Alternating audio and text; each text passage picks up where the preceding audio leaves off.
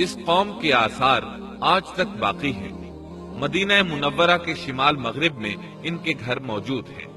اب یہ علاقہ مدائن صالح کے نام سے مشہور ہے۔ سورۃ النمل میں اللہ تعالیٰ فرماتے ہیں، بس یہ ان کے گھر ہیں جو ان کے ظلم کے سبب ویران پڑے ہیں، بے شک اس میں دانش مندوں کے لیے نشانیاں ہیں۔ اللہ تعالیٰ نے ان کے نشانات کو آج تک باقی رکھا ہے تاکہ بعد میں آنے والوں کو یقین ہو جائے اور کسی قسم کا شک نہ رہے۔ صالح علیہ السلام نے ان سے کہا۔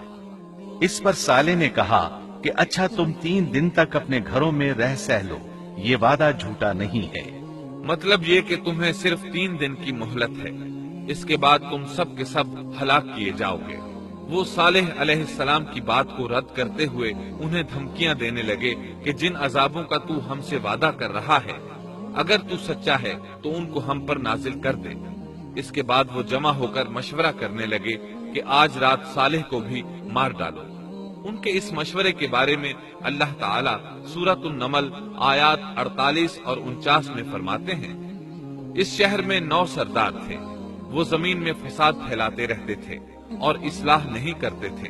انہوں نے آپس میں بڑی بڑی قسمیں کھا کھا کر عہد کیا کہ رات ہی کو صالح اور اس کے گھر والوں پر چھاپا ماریں گے اور اس کے وارثوں سے صاف کہہ دیں گے کہ ہم اس کے اہل کی ہلاکت کے وقت موجود نہیں تھے اور ہم بالکل سچے ہیں۔ اب یہ لوگ صالح علیہ السلام کے گھر کی طرف چلے۔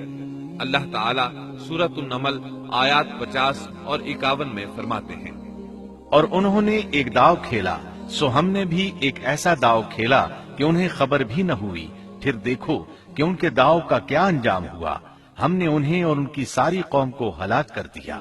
صالح علیہ السلام کا گھر پہاڑ کی بلندی پر تھا۔ یہ فسادی لوگ ابھی اوپر چڑھ رہے تھے کہ زمین حرکت کرنے لگی۔ ایک چٹان اوپر سے لڑھکتی ہوئی آئی اور ان تمام کو پیس کر رکھ دیا۔ ان 9 فسادی لوگوں کی ہلاکت کے ساتھ ہی اللہ کے عذاب کی ابتدا ہو چکی تھی۔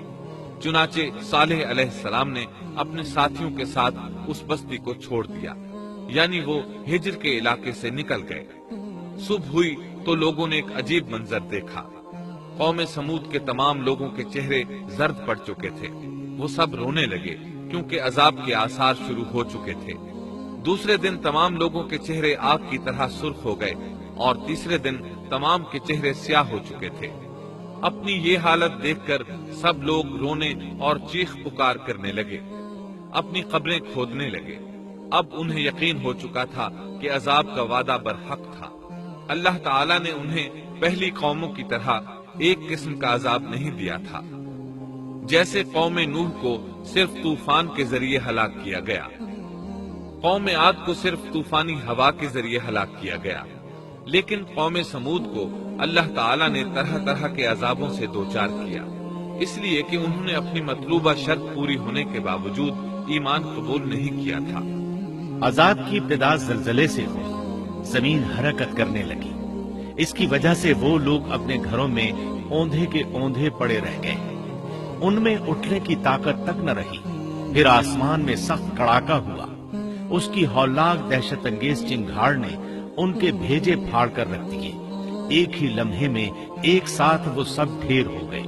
ان کی ہلاکت اور تباہی کو بیان کرتے ہوئے اللہ تعالیٰ سورۃ الذاریات آیات 43 تا 45 میں فرماتے ہیں، اور سمود کے قصے میں بھی عبرت ہے، جب ان سے کہا گیا کہ تم کچھ دن تک فائدہ اٹھا لو، لیکن انہوں نے اپنے رب کے حکم سے سرتابی کی، اس پر انہیں ان کے دیکھتے دیکھتے تیز و تند کڑاکے نے ہلاک کر دیا، پس نہ تو وہ کھڑے ہو سکے اور نہ بدلہ لے سکے۔ اسی طرح سورہ ہود میں اللہ تعالیٰ نے ان کی تباہی کا نقشہ اس طرح کھینچا ہے کہ ایک زور کی کڑک نے ان ظالموں کو آ لیا، پھر تو وہ اپنے گھروں میں زانوں کے بل مردہ پڑے رہ گئے، ایسے گویا کہ وہ کبھی آباد ہی نہ تھے۔ سورۃ القمر میں اللہ نے ان کی رسوائی ان الفاظ میں بیان کی ہے، ہم نے ان پر ایک چیخ بھیجی، پھر وہ ایسے ہو گئے جیسے کانٹوں کی باڑ کا چورا۔ دوسری طرف صالح علیہ السلام اور ان کے ساتھیوں کو اللہ تعالیٰ نے اپنی رحمت سے نجات دی۔ اللہ تعالیٰ سورہ ہود آیت 66 میں فرماتے ہیں، پھر جب ہمارا فرمان آ پہنچا، ہم نے صالح اور ان پر ایمان لانے والوں کو اپنے فضل سے اس سے بچا لیا اور اس دن کی رسوائی سے بھی، یقیناً تیرا پروردگار نہایت توانا اور غالب ہے۔